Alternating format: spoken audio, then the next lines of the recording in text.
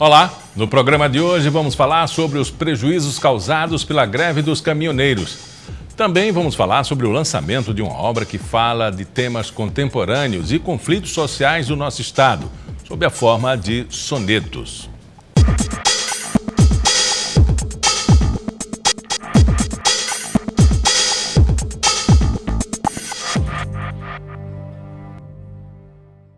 Uma estimativa realizada pela FEComércio aponta que a greve dos caminhoneiros pode ter causado um prejuízo de 640 milhões em Alagoas.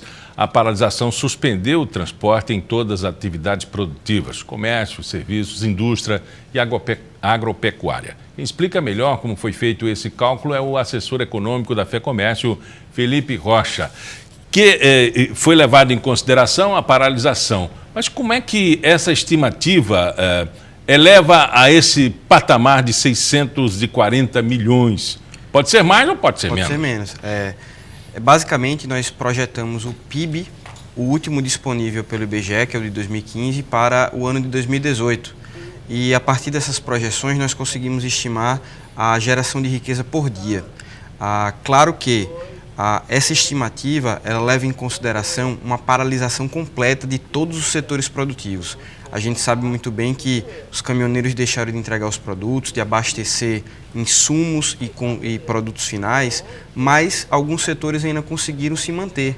Né? Vocês levaram em consideração 4 dias, uma semana, porque tinha muita dúvida, né? Se teria começado na segunda, se na terça, se na quarta-feira, mas essa paralisação, ela se estende às consequências dela até hoje. Sim, claro. A estimativa foi feita para até 6 dias de greve, né? Então, até 640 milhões de reais deixaram de ser produzidos. Ou porque não havia produto, e aí você teve uma perda de vendas, um adiamento de vendas, e ou porque você teve um prejuízo econômico. Nós sabemos que o setor da agropecuária, por exemplo, por falta de insumo, da ração para os animais, muitos animais morreram. Né? Ou não entraram em abate. Exatamente. Ou não foram distribuídos. Então você tem perda aí de geração de riqueza e você também tem prejuízo econômico quando esse animal falece. Né? A indústria também ela deixa de produzir porque não tem insumo. Então deixa de agregar valor.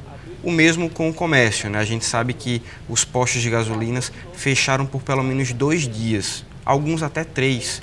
Então você deixa de vender, mas os custos fixos são mantidos. Você não deixa de pagar o funcionário, né? Então você tem um prejuízo econômico aí. Esse foi um recorte assim, bastante didático no aprendizado político, no campo social, no campo da indústria, no campo da importância da matéria-prima, no campo da importância do estoque. Eu acho que foi um aprendizado para todo mundo, né? Claro.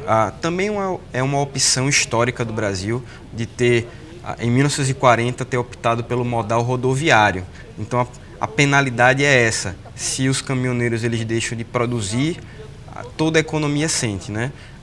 O Brasil ainda necessita de muitos investimentos, principalmente o modal ferroviário, que nos ajudaria muito a conter ou até minimizar esse efeito da greve. Mas o que é pior é ficar dependente de uma energia, né? Não renovável. Sim. Né? O Brasil poderia apostar no açúcar e no álcool, que já apostou. Na energia elétrica. Na energia elétrica, nos carros movidos a energia elétrica. Exatamente. Nós temos muitas opções, o álcool da uva, enfim, nós já tivemos inclusive carro movido a água aqui na década de 60, 70. Exato. O diesel da mamona. Né? Diesel da mamona, segunda geração, cana-de-açúcar de segunda, álcool de segunda geração. São opções que o governo faz e que acabam repercutindo de forma negativa no longo prazo, né? Quando as pessoas elas se cansam politicamente do que está acontecendo, se desenvolve para essa situação. Tudo começa com as manifestações de julho de 2013, que não pararam até agora, né? Julho de 2013, depois de 2014, assim sucessivamente, com o impeachment, a tentativa ainda frustrada de um presidente de se manter no poder e agora, finalmente, as eleições. Eu espero que a população vote com consciência. Mas a última desse governo foi ontem à noite anunciar o preço do frete, né? E a televisão, e diante da reunião com os caminhoneiros, e 4 horas depois voltar atrás, porque não honrou o compromisso. Que segurança jurídica o empresariado tem, a população tem, de fazer investimentos? São, de fato, quebras institucionais. Quando uma instituição formal ela passa a ser informal, as pessoas começam a dar menos credibilidade às ações do governo. E o governo toma decisões que remetem à década de 80 do século XX, que são bastante erradas, que é o controle de preço.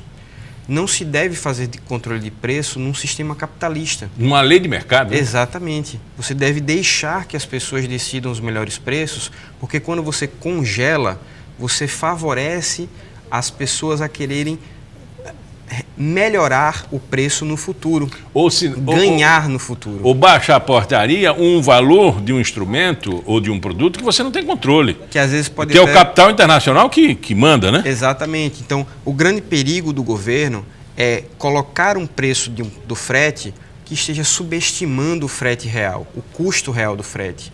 Isso vai desenvolver, então, novas manifestações e até um descontrole inflacionário, porque a partir do momento que o governo reliberar, digamos assim, os caminhoneiros vão tentar recuperar de todas as formas possíveis. Então o preço do frete vai lá para cima. Ou se não traduzindo popularmente, é contar com o ovo na galinha dos outros. Exatamente. Né? Porque eu não posso baixar o meu combustível, eu anuncio que vou baixar 46 centavos, e eu não posso baixar, porque o capital internacional não deixa. O que eu vou fazer? Reduzir o frete? Quem vai sofrer é o caminhoneiro, mais uma vez. E o governo tem que subsidiar mais uma vez, onerando os cofres públicos, tirando da educação, da pasta da educação, como eles sugeriram, e da pasta da segurança pública. Então, o governo deve decidir o que é mais importante: segurança e educação, fretes. O que é que deve ser a opção do governo, né? A grande questão é o seguinte: você não pode realmente congelar preço. O governo anunciou essa redução de 46 centavos. E o que o presidente do Sindicato Nacional dos Postos de Combustível nos informou? Que ele não é obrigado a repassar. Porque, de fato, não é. Quando você congela preço por muito tempo, as pessoas, os empresários, querem recuperar no futuro. Então, você baixou o preço, ótimo, porque você vai favorecer o lucro do posto, porque ele vai manter o preço do jeito que ele quiser. E a própria lei de mercado é o seguinte: o preço vai subir, então eu trato de comprar hoje, ou seja, mais faturamento. Exatamente. E a outra situação do governo foi essa, além do controle do preço do frete, que isso nunca deveria ocorrer, tanto é que voltar atrás 4 horas depois, é anunciar a redução de 46% e não estabelecer de que forma seria essa redução, se no preço de compra, se no preço de venda. A gente entendia que era preço de venda, mas em preço de compra de posto. Repare como é complicado. O posto vai ter que colocar à vista o quanto comprou o litro do diesel, calcular os 46 centavos a menos e quem paga essa conta? Informações desnecessárias, onerosas e que aumentam os custos de transação. Agora o empresário deve se preocupar em informar para o consumidor todo o preço da cadeia produtiva. Desnecessário, e aí só agride ao empresário e ao consumidor final. Só sofre. Ele aponta esses 46 centavos subsidiado com dinheiro da educação e da saúde, que é uma agressão, né, ao controle e os serviços do governo. Né? Com certeza, com certeza. Você congelar salário, você pode. Tudo mas bem. Tirar dinheiro da saúde e da segurança? Aí você não pode, porque você deixa de oferecer o bem público para a sociedade. Então você reduz o bem-estar social. Eu lembro que o FHC cometeu pedaladas, a Dilma foi tirada do governo por pedalada. Isso seria pedalada? Você tirar o dinheiro da saúde e da educação para subsidiar combustível? Não, porque agora, como o novo teto orçamentário, ele permite essa flexibilização. Então eles aprovaram a pedalada, digamos assim. O teto previdenciário... Pegaram a Dilma e aprovaram a pedalada. Exatamente. O teto orçamentário permite agora essa flexibilização de transferir a certo certas receitas de uma pasta para outra sem prejuízo. Mas desde que também ele cumpra os 25% da educação. Exatamente. Né? E vamos dizer assim, a lei. Na verdade, não. Não? Isso foi flexibilizado também. Também? Dentro da Constituição, agora o governo não precisa mais cumprir metas dentro do orçamento público, que antes era 5% para a educação e um valor crescente a cada ano. Não é mais necessário. E isso atinge também os municípios? O Tribunal de Contas vai deixar de fiscalizar a aplicação de 12% na saúde e 25% na educação? Não, para os municípios continua, mas para o teto federal não. É flexível. Faça o que eu digo, não faça o que eu faço. Exatamente. Que situação, né? Agora, que tipo de prejuízo a gente pode projetar?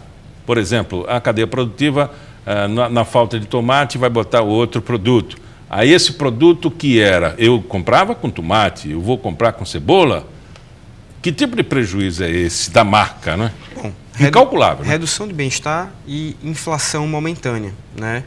Nós vamos sofrer com a inflação momentânea. Os abatedores de aves e suínos já indicaram que por pelo menos 2 meses os preços ainda estarão altos por conta das perdas que eles tiveram dos animais que morreram, né? E também, se o tomate faltou e ele se estragou nos caminhões, você tem que esperar uma nova safra e aí isso também reduz a oferta, aumenta o preço. E a lei de mercado diz o seguinte: se eu tiver estoque e ninguém conhecer, eu posso aumentar meu produto diante da greve dos caminhoneiros. Com toda certeza. É a lei de mercado, né? O governo devia deixar isso solto mesmo. Porque se eu não puder comprar tomate, eu compro um tomate de segunda categoria, ou não compro tomate, ou busco um outro produto. É a lei de mercado. Também, né? Você deve deixar que as decisões sejam tomadas pelos agentes econômicos, tanto os produtores quanto os consumidores. Uma coisa interessante, um amigo meu falou que na Alemanha houve um certo anúncio de um aumento de combustível e aí os motoristas, não os caminhoneiros, não os donos de empresa, fizeram um protesto. Deixaram de abastecer 4 horas com os carros todos parados na cidade. Prejuízo total, mas para os postos. E aí a lei de mercado diz, se eu não tenho demanda, eu posso reduzir o preço. Posso reduzir o preço. De fato. Então, cabe a conscientização da população brasileira, né? O primeiro passo foi dado pelos caminhoneiros, agora falta para a população em geral. E uma boa oportunidade, você tinha tocado no assunto, são as eleições, né? As próximas eleições. Sim, sim. A tônica econômica, ela que é determinante, inclusive, para as campanhas, que todo mundo fala, grandes guerras, inflação e economia. Ela pode ter uma certa influência nessa próxima eleição. Claro, com certeza. O governo ele tentou recuperar a atividade econômica, recuperar os postos de trabalho e ele não conseguiu.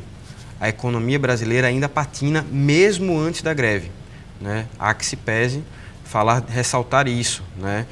O PIB trimestral, ainda que tenha crescido, cresceu porque o comércio exterior foi favorecido, mas a economia doméstica brasileira não, né? Falta de emprego, a falta de atividade produtiva industrial, a agricultura só vende para o exterior e dentro do nosso país a crise é ainda sistêmica.